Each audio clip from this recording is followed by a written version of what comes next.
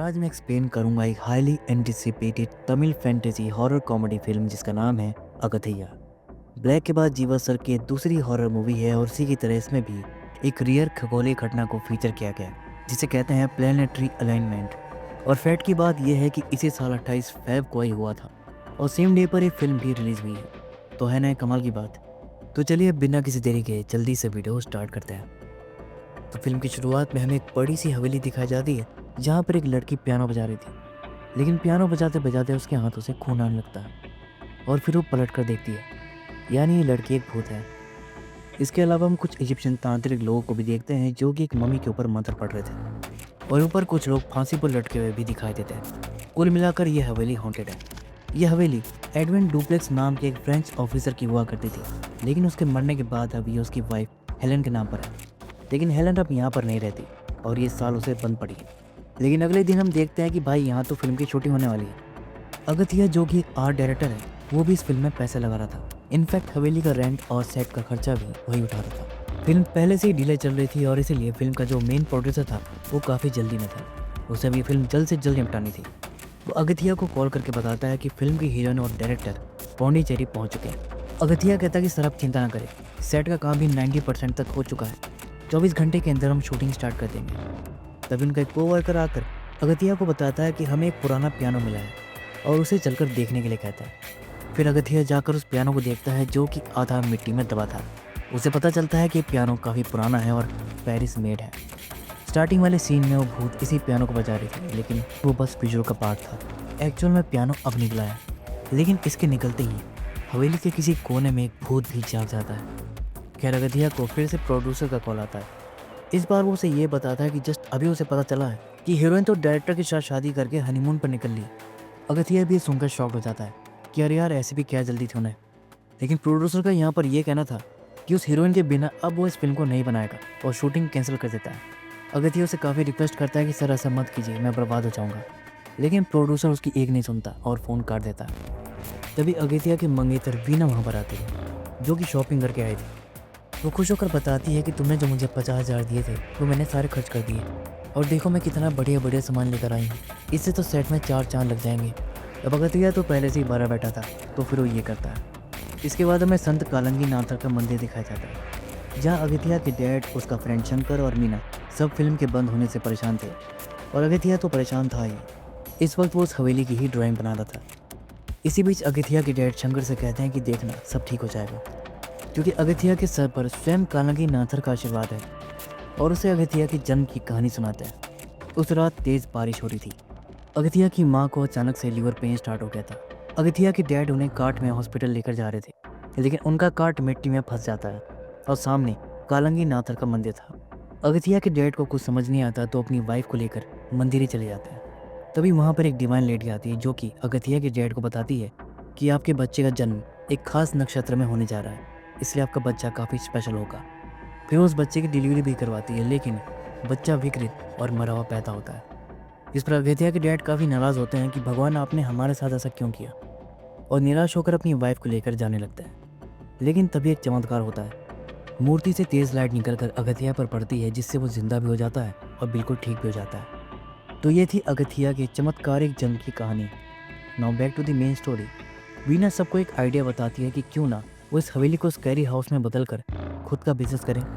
पौंडीचेरी के लोग भूतिया कहानी और हॉन्टेड हाउस में काफ़ी इंटरेस्ट रखते हैं, लेकिन स्कैरी हाउस का कॉन्सेप्ट यहाँ के लोगों के लिए नया है।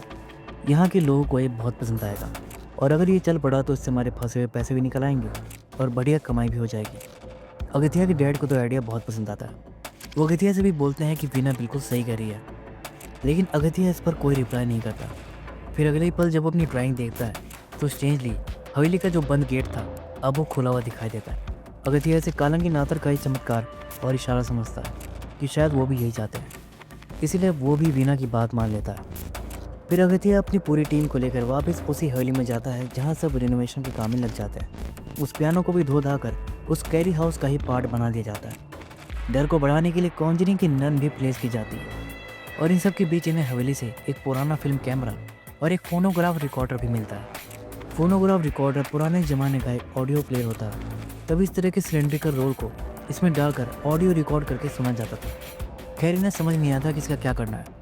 सो इन्हें साइड में रखकर सब अपने काम में लग जाता है। जल्द ही इनका स्कैरी हाउस बनकर कंप्लीट हो जाता है और जैसी इनको उम्मीद थी ये उससे भी बढ़िया चल पड़ता है। इनकी अच्छी खासी कमाई होने लगती है और अब फाइनली सब बहुत खुश थे। अब इस खुशी के मौके पर चार चांद लगाने के लिए वीना सबके लिए पियानो प्ले करती है। सबको उसका पियानो काफ़ी पसंद आता है और सब उसके लिए क्लैपिंग भी करते हैं। और फिर वीना जो है वो अपनी फेवरेट धुन प्ले करती है और इस धुन का नाम है फॉर रिलीज और ये काफ़ी फेमस धुन है, हम सभी ने सुनी है। लेकिन इसे प्ले करने के दौरान पियानो में कुछ बॉक्सेस निकल कर मूव करने लगते हैं। ये देखकर सब चौंक जाते हैं कि ये ऐसे क्यों हो रहा है। फिर अगथिया कहता है कि शायद ये म्यूज़िक एक तरह का कोड है पियानो के किसी सीक्रेट डोर का। वो वीना को इसे कंटिन्यू करने के लिए कहता है। फिर जैसे ही वीना इस धुन को कंप्लीट करती है, खट से वो डोर ओपन हो जाता है। उसके अंदर से उन्हें एक पुराना स्टेटोस्कोप, एक फिल्म रील और एंड में एक कंकाल निकलता है, जिससे सब डर कर वहाँ से चले जाते हैं। लेकिन अगथिया वहीं पर रहता है। फिर जैसे ही वो उस रील को खोलता है तो उसके साथ कुछ बहुत ही अजीब होता है। उसे ऐसा लगता है कि उसकी आत्मा उसकी बॉडी से बाहर निकल गई और वो किसी दूसरे रियल में पहुंच गया। वहाँ पर वो एक कपल को भी देखता है और तभी उनमें से जो बंदा था वो पलटकर अगथिया की तरफ देखता है। इतने में आकर शंकर अगथिया को टोक देता है कि भाई तुझे क्या हो गया। तभी उसकी आत्मा वापस उसकी बॉडी में घुस जाती है। अगथिया ये एक्सपीरियंस करके चौंक जाता है कि ये सब क्या था। वो शंकर को भी ये सब एक्सप्लेन करने की कोशिश करता है, लेकिन शंकर को उसकी बातें समझ में नहीं आती। फिर इसके बाद हम एक न्यूज़ चैनल को देखते हैं जिसमें कि बताया जा रहा था कि जल्द ही एक रेयर खगोलीय घटना होने वाली है जब 8 प्लैनेट्स अलाइनमेंट में दिखाई देंगे। इंग्लिश में इसे प्लैनेट परेड और हिंदी में ग्रह मल्लिका बोला जाता है। खैर अब हम वीना को देखते हैं जो कि कलेक्शन के पैसे बॉक्स में रख रही थी। इसी दौरान टेबल की कील उसके हाथ में लग जाती है और उसकी खून की एक बूंद मिरर में जाकर लगती है, जो कि रहस्यमय तरीके से मल्टीप्लाई होकर कई बूंदों में बदल जाती है। लेकिन वीना जब देखती है तो वहाँ पर एक ही बूंद थी। फिर वो मिरर में देखती है कि उसके पीछे जो 2 स्टैचू थे वो अब 3 हो गए थे और तीसरे वाला तो मूव भी कर रहा था, जिससे वो डर जाती है कि इसमें कोई रियल भूत तो नहीं। फिर हिम्मत करके वो देखने जाती है और एक एक करके उनका घूंघट हटाती है। तो पहले वाला तो पुतला ही होता है, दूसरे वाला भी पुतला ही था और अब बारी थी तीसरे वाले की। लेकिन इससे पहले कि उसकी मुंह दिखाई हो पाती, कोई पीछे से वीना के कंधे पर टच करता है। वो पलट कर देखती है तो पीछे कोई नहीं था। तभी भूत सामने से आकर उसे डरा देता है। खैर ये भूत नहीं अगथिया ही था, लेकिन वीना को पता चलता है कि वो तो अभी आया है और वो चादर में नहीं था। तभी वीना देखती है कि अब वो तीसरा स्टैचू भी वहाँ पर नहीं था। वीना को ये सब बहुत अजीब लगता है। वो कहती है कि मुझे तो यहाँ कुछ गड़बड़ लग रही है, कहीं ये जगह हॉन्टेड तो नहीं। लेकिन इस समय अगथिया का इंटरेस्ट जो था वो उस फिल्म रील में था, इसलिए वीना की बात को सीरियसली नहीं लेता। वो कह देता है कि शायद ये शंकर की कोई नई ट्रिक होगी, तुम पर टेस्ट कर रहा होगा। फिर वो उसी पुराने फिल्म कैमरे को यूज़ करके प्रोजेक्टर की तरफ रील को प्ले करता है और फिल्म चालू होती है, जिसमें कि हम डॉक्टर सिद्धार्थन को देखते हैं, जिसे शॉर्ट में हम सिद्धार्थ बुलाएंगे। सिद्धार्थ यहाँ पर खुद को एक सिद्धा डॉक्टर बताता है। सिद्धार्थ असल में आयुर्वेद की ही तरह एक इंडियन एंशिएंट मेडिकल सिस्टम है, लेकिन आयुर्वेद से अलग है और इसे तमिलनाडु या केरला के कुछ एरिया में प्रैक्टिस किया जाता है। कह रही बात सिद्धार्थ की, तो इस समय वो फ्रांस से अपने देश इंडिया लौट रहा था और इस समय था 1940 का। सिद्धार्थ इंडिया किसी खास काम से लौटा था, लेकिन अभी उसके बारे में ज़्यादा रिवील नहीं करता। खैर पौंडीचेरी स्टेशन पहुंचते ही उमर अब्दुल्ला नाम का एक आदमी उसे रिसीव करता है। फिर रास्ते में सिद्धार्थ नोटिस करता है कि हर जगह बस एडविन डुप्लेक्स का ही नाम लिखा था। वो पूछता है कि आखिर एडविन डुप्लेक्स है कौन, तो अब्दुल्ला बताता है कि एडविन डुप्लेक्स एक फ्रेंच ऑफिसर कम डिक्टेटर है। वो बहुत बड़ा रेसिस्ट है और उसे पौंडीचेरी का हिटलर भी बोला जाता है। इंडियंस को टॉर्चर करने में उसे बहुत मज़ा आता है और उनकी बैग पर नाइफ से ड्राइंग बनाना तो उसकी फेवरेट हॉबी है। फिर अब्दुल्ला उसे एडविन डुप्लेक्स की उसी हवेली पर लेकर जाता है। वहाँ का नज़ारा देखकर सिद्धार्थ कहता है कि लगता है यहाँ तो किसी तरह का सेलिब्रेशन चल रहा है, जिस पर अब्दुल्ला बताता है कि आज एडविन की बहन जैकलिन का बर्थडे है, उसी की तैयारी चल रही है। फिर इसके बाद हम एडविन और उसके खास सर्वेंट से शास्त्री को देखते हैं। स्टार्टिंग में जो हमने भूत देखा था वो इसी का था। खैर अब्दुल्ला सिद्धार्थ को ले जाकर एडविन से मिलवाता है, लेकिन जब सिद्धार्थ उसकी तरफ अपना हाथ बढ़ाता है तो एडविन उसे हाथ नहीं मिलाता और फ्रेंच में उसकी बेइज्जती करता है। लेकिन उसे ये नहीं पता था कि सिद्धार्थ को भी फ्रेंच आती है। फिर भी सिद्धार्थ अभी उसे कुछ नहीं कहता। तभी सब जैकलिन को लेकर आते हैं, जो कि एक व्हील चेयर पर थी। सिद्धार्थ शास्त्री से जब इसके बारे में पूछता है तो वो बताता है कि जैकलिन 16 साल की थी जब एक एक्सीडेंट में उसे स्पाइनल इंजरी हो गई थी। तब से उसके हाथ और पैर दोनों ही पैरालाइज्ड हैं। कई तरह के ट्रीटमेंट भी करवाए गए, लेकिन कोई भी काम नहीं किया। तब सिद्धार्थ जाकर एडविन से बात करता है और उसे चैलेंज करता है कि मैं जैकलिन को ठीक कर सकता हूँ। लेकिन एडविन कहता है कि इम्पॉसिबल है। तो सिद्धार्थ कहता है कि सिद्धार्थ टेक्निक में कुछ भी इम्पॉसिबल नहीं है, लेकिन अगर मैं ऐसा कर देता हूँ तो तुम मुझे क्या दोगे? एडविन कहता है कि अगर तुम ऐसा कर देते हो तो जो तुम चाहो वो होगा। जिस पर सिद्धार्थ उससे कहता है कि मैं जैकलिन को ठीक कर दूंगा और बदले में तुम्हारा जो इंडियन स्लेव की बॉडी पर ड्राइंग बनाने का शौक है ना, इसे छोड़ना होगा। और एडविन इस बात के लिए एग्री भी हो जाता है। फिर इसके बाद हम सबको खाने की टेबल पर देखते हैं। सिद्धार्थ भी चुपचाप अपना खाना खा रहा था, लेकिन जैसे ही वो देखता है कि एक सर्वेंट जैकलिन को केक खिलाने जा रही थी, वो उसे टोक देता है और खुद से खाने के लिए बोलता है, जिससे जैकलिन हर्ट हो जाती। फिर एडविन सिद्धार्थ से कहता है कि डॉक्टर सिद्धार्थ, आप अच्छी तरह से जानते हैं कि जैकलिन हैंडीकैप्ड है, फिर भी आप ये बोल रहे हैं। लेकिन सिद्धार्थ बिल्कुल भी हेजिटेट नहीं करता और इसके बाद भी वो जैकलिन पर टॉन्ट मारता है, जिससे जैकलिन का ईगो हर्ट हो जाता है। अब वो अपनी सर्वेंट के हाथ से केक खाने से मना कर देती है और खुद से एक चम्मच उठाकर ट्राई करती है। और यही तो सिद्धार्थ चाहता था। जैकलिन बहुत ही मुश्किल से चम्मच अपने मुंह तक लेकर आती और फाइनली वो केक खाकर दिखा देती है। सारे मेहमान जैकलिन के लिए क्लैपिंग करते हैं और एडविन भी ये देखकर चौंक जाता है। फिर सिद्धार्थ जाकर जैकलिन से कहता है कि वो अपाहिज नहीं है, वो ठीक हो सकती है। फिर वो एडविन से कहता है कि कल सुबह 5:30 बजे से वो जैकलिन की ट्रेनिंग स्टार्ट करना चाहता है और एडविन इसके लिए हामी भी भर देता है। फिर अगले दिन जब जैकलिन चैन से सो रही थी, तभी ठीक 5:30 बजे सिद्धार्थ आकर उसे जगा देता है। अब भले ही जैकलिन को इतना सुबह उठने की आदत नहीं थी, लेकिन आदत उसे डालनी पड़ती। फिर इसके बाद जैकलिन की स्ट्रेचिंग करवाई जाती है, उसे कड़वे कड़वे काढ़े पिलाए जाते हैं। कुल मिलाकर सिद्धार्थ के पास जो भी टेक्निक थी वो सब कुछ उस पर ट्राई करता है। कई दिन तक ये सिलसिला चलता है, जिसके बाद जैकलिन इस काबिल हो जाती है कि अब वो अपना नाम भी ठीक से लिख पा रही थी। और फिर एक टाइम ऐसा आता है जब वो अपने पैरों पर भी खड़ी हो जाती है। इसी बीच जैकलिन और सिद्धार्थ की काफ़ी अच्छी दोस्ती हो जाती है और वो दोनों काफ़ी करीब रह जाते हैं। लेकिन एडविन को ये बात रास नहीं आती। वो गुस्से में आकर उन पर गन तान देता है, लेकिन गोली चलने से पहले ही रील अटक जाती है और ये कहानी सस्पेंस में ही रह जाती है कि आखिर इसके बाद हुआ क्या था। लेकिन इतना सब देखने के बाद अगथिया कहता है कि लगता है 1940 में यहाँ कुछ बहुत बुरा हुआ था। यहाँ पर ज़रूर कोई राज दफन है, लेकिन ये राज बाहर कैसा आएगा पता नहीं। खैर, अब कहानी आगे बढ़ती है, जहाँ शो देखने आए एक कपल में से लड़के को मस्ती सूझती है और वो अपनी गर्लफ्रेंड को लेकर एक पिरामिड वाले स्ट्रक्चर में चला जाता है। और फिर अंदर से चीख सुनाई देती है और ये चीख उसी लड़के की थी। फिर जब वो सब देखने जाते हैं तो उस लड़की की गर्लफ्रेंड ज़ोर ज़ोर से रो रही थी। कहती है कि उसके बॉयफ्रेंड को कुछ हो गया, वो इस पिरामिड में से कहीं गायब हो गया। मैटर काफ़ी सीरियस हो जाता है। दूसरे विजिटर्स को लगता है कि ये जगह हॉन्टेड है। बस फिर क्या था, न्यूज़ में बात आग की तरह फैल जाती है, जिससे इनका स्कैरी हाउस बंद हो जाता है। फिर अगथिया निराश होकर अपनी किस्मत को ही कोसने लगता है कि हर बार मेरे साथ ही ऐसा क्यों होता है।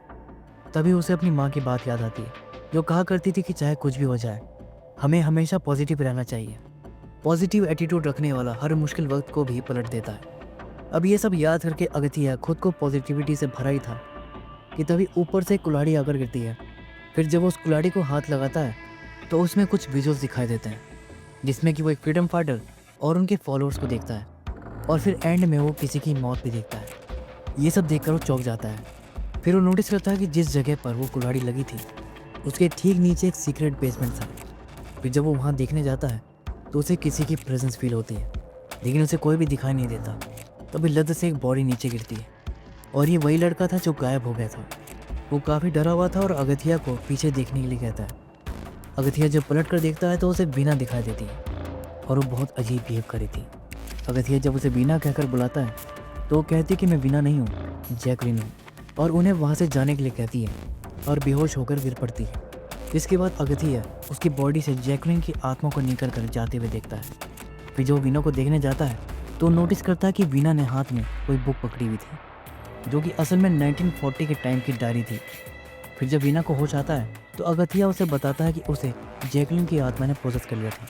तब तुम्हारे पास से मुझे एक डायरी मिली थी, शायद वो हमें कुछ बताना चाहती है। फिर दोनों उस डायरी को पढ़ते हैं। कहानी फिर से फ्लैशबैक में जाती है, जहाँ पता चलता है कि एडविन ने अभी सिद्धार्थ और जैकलिन को नहीं मारा था, वो दोनों जिंदा थे। और अब सिद्धार्थ यहाँ पर रिवील करता है कि असल में वो इंडिया किस काम से लौटा है। कहानी 1918 की है, जब स्पेनिश फ्लू की महामारी फैली हुई थी। उस टाइम किसी के पास इसका इलाज नहीं था। सिद्धार्थ के डैड भी एक सिद्धार्थ डॉक्टर थे और वो भी इसकी दवाई पर काम कर रहे थे। और दोस्तों, यहाँ पर हमें एक और बात पता चलती है कि अगथिया की डिलीवरी के वक्त वो डिवाइन लेडी जो किसी एंजल की तरह उस मंदिर में आई थी, वो सिद्धार्थ की माँ थी। खैर, सिद्धार्थ के डैड फ्लू की दवाई बना भी लेते हैं और पूरी दुनिया के सामने जाकर दावा करते हैं कि उनके पास इस महामारी की दवाई है, लेकिन कोई उन पर यकीन नहीं करता। उल्टा उनका मजाक बनाया जाता है। सिद्धार्थ के डैड इस बात को सहन नहीं कर पाते और खुद को ही ख़त्म कर लेते हैं कि मुझे ऐसी दुनिया में नहीं रहना। तब सिद्धार्थ ने उनकी चिता पर कसम खाई कि उसके डैड की जिस विद्या को दुनिया ने नकार दिया, एक दिन वो उसे ग्लोबल लेवल पर साबित करेगा और उसे पहचान दिलाएगा। फिर सिद्धार्थ को एक फ्रेंच आदमी ने गोद ले लिया और उसे लेकर फ्रांस चला गया। सिद्धार्थ ने वहीं पर सिद्धार्थ टेक्निक को प्रैक्टिस किया और बड़ा होकर फ्रांस का एक लौता the one and only Siddharth doctor बना। फिर सेकेंड वर्ल्ड वॉर के दौरान जब फ्रेंच आर्मी को बोन कैंसर की समस्या आई, तब फ्रेंच कॉन्फ्रेंस में जाकर सिद्धार्थ ने कहा कि अपनी सिद्धार्थ टेक्निक से वो बोन कैंसर की दवाई बना सकता है और वो इतनी पावरफुल होगी कि जो पेशेंट लास्ट स्टेज पर होगा वो भी बिल्कुल ठीक हो जाएगा। लेकिन बाकी सबको सिद्धार्थ की बातें बचकाने लगती हैं, वो उसे वहाँ से भगाने लगते हैं। लेकिन जो फ्रांस की पीएम थी, उसे तो हर हाल में इस प्रॉब्लम को ख़त्म करना था, इसीलिए वो सिद्धार्थ पर भरोसा करके उसे चांस देती है। और सिद्धार्थ फ्रांस की पीएम से यही प्रॉमिस करके आया था कि वो इंडिया से दवाई लेकर ही लौटेगा, और यहीं पर डायरी ख़त्म हो जाती है। ये सब जानने के बाद अगथिया एकदम से सीरियस हो जाता है और वो रिवील करता है कि उसकी माँ को बोन कैंसर है, वो भी लास्ट स्टेज पर। वो कहता है कि अगर 1940 में डॉक्टर सिद्धार्थ इसकी दवाई बनाने यहाँ आए थे और अगर इसका 1% भी चांस हुआ कि वो सक्सेस किए थे, तो उस दवाई से मेरी माँ की जान बच सकती है। वीना कहती, लेकिन हमारे पास इस बात का कोई प्रूफ नहीं है। अगथिया कहता है कि मुझे फ़र्क नहीं पड़ता, अगर ऐसी कोई दवाई एग्जिस्ट करती है तो मैं उसे पाताल से भी खोज कर लाऊंगा। ये तभी जैकलिन की आत्मा वहाँ पर आती है। वो फिर कहती है कि वो आ रहा है और उन्हें वहाँ से जाने के लिए कहती है। अब इससे पहले कि दोनों को समझ पाते, वहाँ पर सब कुछ फूटने फाटने लगता है, यहाँ तक कि ज़मीन भी फट जाती है। और फिर वो आ ही जाता है जिसके बारे में जैकलिन बता रही थी, और ये था एडविन डुप्लेस का भूत। वो कहता है कि मैं किसी इंडियन को यहाँ से कुछ भी ले जाने नहीं दूंगा, और हंटर मार कर अपने हवेली से बाहर फेंक देता है और हवेली का गेट भी परमानेंटली बंद कर देता है। तभी अगथिया को अपने डैड का कॉल आता है। उसे पता चलता है कि उसकी माँ की तबीयत बिगड़ती जा रही है। वो तुरंत हॉस्पिटल जाकर अपनी माँ को देखता है। उन्हें इतना दर्द में देखकर वो बहुत परेशान हो जाता है। अगथिया अब दवाई पाने के लिए और भी डेस्परेट हो जाता है, लेकिन इसके लिए तो हवेली का राज भी जानना पड़ेगा ना, और अब तो हवेली के अंदर भी नहीं जा पा रहे थे। तो इसका राज पता करने के लिए अब वो इसकी मालकिन यानी कि डुप्लेस की पत्नी हेलन के पास जाता है। लेकिन हेलन और अगथिया पहले फेस टू फेस नहीं मिले थे, डील एक ब्रोकर के जरिए हुई थी। हेलन अगथिया को पहली बार देखकर चौंक जाती है और फिर सदमा खाकर बेहोश हो जाती है। उसकी तबीयत खराब थी, तो इसीलिए वो अगले दिन किसी के थ्रू एक बॉक्स भिजवाती। उसके अंदर से सिलेंडर जैसा कुछ निकलता है और भी कुछ चीज़ें होती हैं, लेकिन अगथिया को कुछ समझ नहीं आता कि इनका क्या करना है। उसे अब कुछ भी समझ नहीं आता कि वो करे तो क्या करे। ये सोचते सोचते ही वो सो जाता है। फिर सपने में ही वो हवेली जाता है, जहाँ पर हेलन आती है और सीढ़ियों से ऊपर जाने लगती है। अगथिया भी उसका पीछा करते हुए ऊपर चला जाता है। ऊपर रूम में हेलन कुछ ढूंढ रही होती है। अगथिया गुस्से में पूछता है कि ये सब क्या चल रहा है, जिस पर हेलन उसे चुप रहने को कहती है कि डुप्लेस आ जाएगा, लेकिन वो फिर भी चिल्ला जा रहा था। तभी फोटो में से डुप्लेस की आत्मा बाहर आती और हेलन को हंटर से मारने लगती है। जैकलिन की आत्मा जब उसे रोकती है तो वो उसे भी मारने लगता है। इतने में हेलन किसी तरह ड्रॉट से सेम सिलेंडर निकाल कर अगथिया की तरफ उछाल देती है। अगथिया लपक कर उसे कैच कर लेता है और उसे लेकर खिड़की से बाहर कूद जाता है, और इसी के साथ उसका सपना भी टूट जाता है। उस सपने से अगथिया को समझ आता है कि जिस सिलेंडर को फालतू समझ रहा था वो असल में काम का है। उसके अंदर एक वॉइस सिलेंडर था जिसे उसी फोनोग्राफ में लगाया जाता है जो उन्हें पहले मिला था। वो लोग अब उसे लगाकर उसकी रिकॉर्डिंग सुनते हैं। कहानी फिर से फ्लैशबैक में जाती है, जहाँ हमें पता चलता है कि सिद्धार्थ ने खुद का सिद्धार्थ सेंटर खोल लिया था और दिन रात एक करके वो बोन कैंसर की दवाई बनाने में लगा हुआ था। तभी एक दिन डुप्लेस उसका सेंटर देखने आता है और उसकी दवाइयों को घास फूस और मिट्टी का पाउडर बताकर मजाक बनाने लगता है, जिस पर सिद्धार्थ भड़क जाता है कि जुबान संभाल कर बात करो, जिसे तुम फालतू पाउडर कह रहे हो वो तुम्हारे गन पाउडर से ज़्यादा पावर रखता है। और फिर उसे वहाँ से जाने के लिए कहता है। डुप्लेक्स वहाँ से चला तो जाता है, लेकिन अपनी हरकतों से बाज नहीं आता। अगले दिन वो फिर से सेंटर जाता है, लेकिन उसे ये नहीं पता था कि पौंडीचेरी का फ्रीडम फाइटर नांजिलन भी उसकी ताक में बैठा था। डुप्लेक्स का ध्यान तो हाथी पर था। उसे खुरापास होती है और हाथी के पैर के पास शूट कर देता है, जिससे हाथी डर जाता है। डुप्लेक्स का प्लान था कि इससे हाथी बेकाबू होकर सब कुछ बर्बाद कर देगा, लेकिन हाथी काफ़ी स्मार्ट था। वो सेंस कर लिया था कि गोली डुप्लेक्स ने चलाई है, तो मैं बाकी सबको परेशान क्यों करूं। वो सीधा डुप्लेक्स की तरफ तेज़ी से दौड़ता हुआ आता है, लेकिन सिद्धार्थ सामने आकर उसे बचा लेता है और उस हाथी को भी शांत कर देता है। डुप्लेक्स फाइनली अपनी गलती मानता है और सॉरी बोलता है।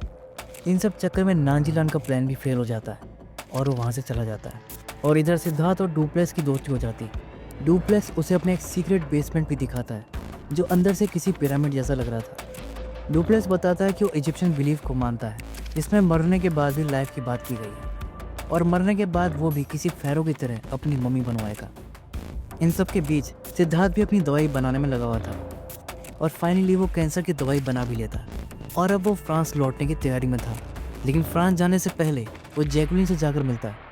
वो कहता है कि मुझे तुम्हें कुछ बताना है, लेकिन मैं फ्रांस से लौट कर तुम्हें बताऊंगा। तो जैकलिन शर्माकर कहती है कि मुझे पता है कि आप क्या बताना चाहते हैं। लेकिन इससे पहले की बात आगे बढ़ती, नांजीलन वहाँ पर आ जाता है और अब उसका निशाना जैकलिन थी। वो उसकी तरफ एक एक्स उछाल देता है, लेकिन सिद्धार्थ शीशे में देख लेता है और टाइम पर उस एक्स को पकड़ लेता है और अब उसका सीधा सामना नांजीलन और उसके साथियों से होता है।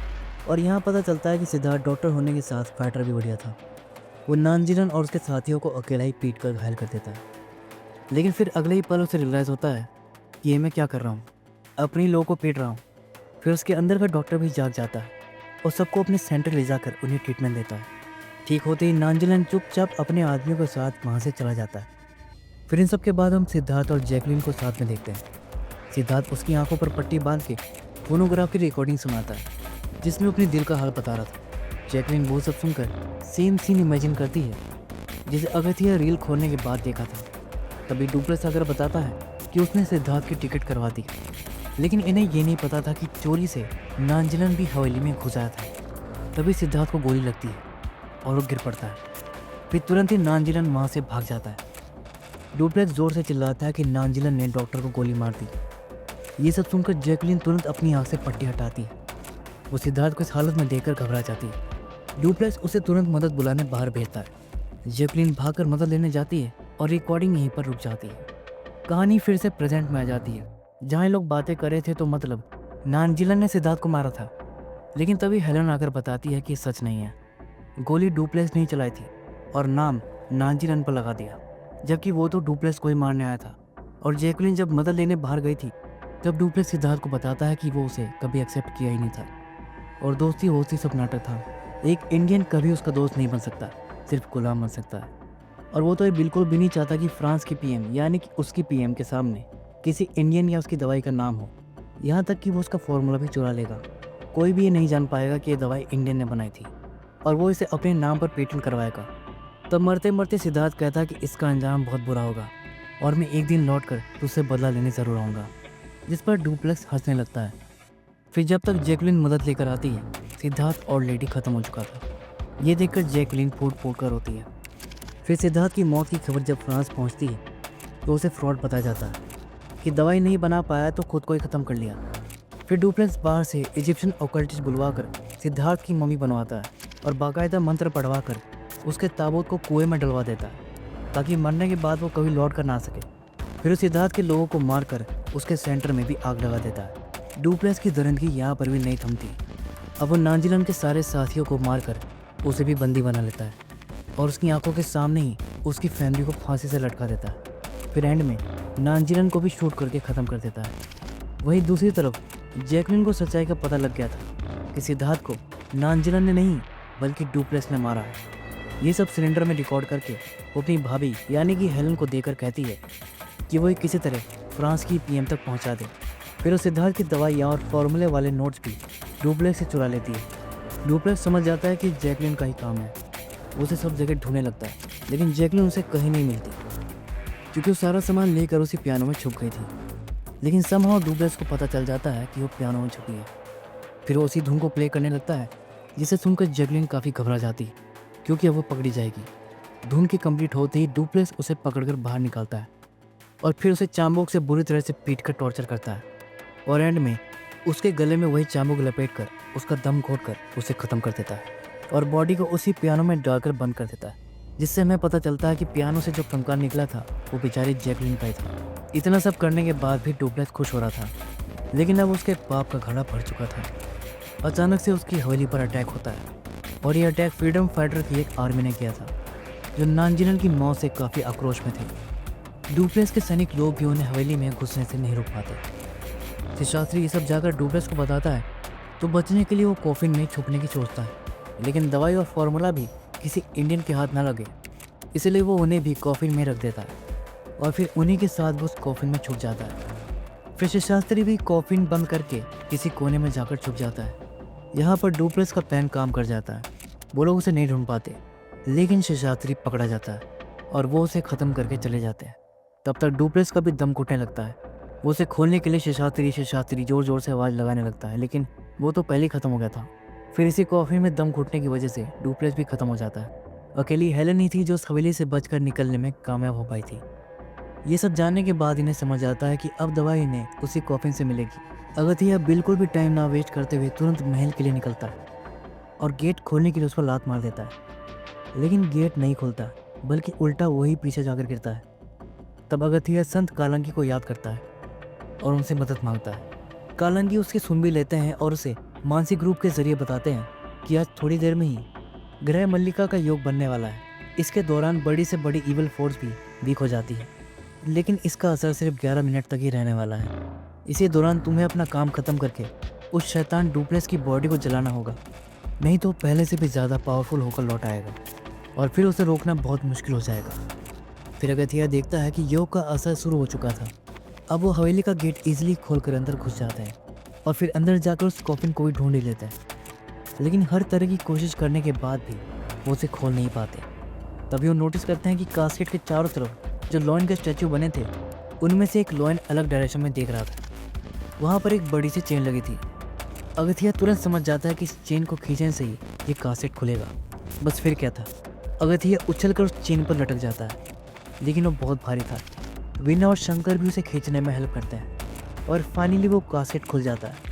फिर वो जल्दी से सारा सामान वामान निकाल कर एडविन को आग लगाकर वहाँ से भागने लगता है, लेकिन ये लोग लेट कर दिए थे। 11 मिनट पूरे हो चुके थे, इसलिए अब वो आग एडविन को जला नहीं पाती और वो पहले से भी ज़्यादा पावरफुल होकर कमबैक मारता है। वो तीनों अब उस हवेली से बाहर नहीं जा पाते। एडविन उनसे सारा सामान भी छीन लेता है और तीनों की गर्दन पकड़कर हवा में लटका देता है। दूसरी तरफ अगथिया के डैड मंदिर में उसकी सफलता के लिए प्रे कर रहे थे। जल्दी प्रे का असर दिखाई देता है। कुएं में जो सिद्धार्थ का कास्केट पड़ा था वो टूट जाता है। फिर सिद्धार्थ की आत्मा आकर उन लोगों को बचाती है और अब यहाँ पर मेन ट्विस्ट रिवील होता है।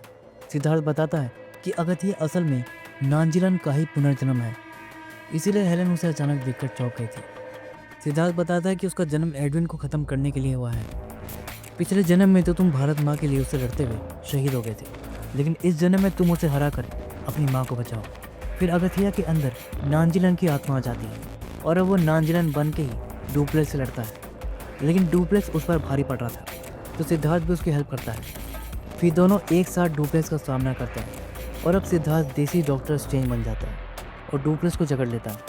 फिर सिद्धार्थ एक एक्स में बदल जाता है और अगथिया देसी फाल्कन बनकर उसी एक्स से डुप्लेक्स को ख़त्म कर देता है और इन सब के बाद सब कुछ नॉर्मल हो जाता है। जैकलिन और सिद्धार्थ फाइनली आत्मा के रूप में एक दूसरे से मिलता है, जहाँ सिद्धार्थ उसे वो बोली देता है जो वो जिंदा रहते हुए नहीं बोल पाया था, यानी कि आई लव यू। फिर दोनों साथ में अपनी दुनिया में चले जाते हैं।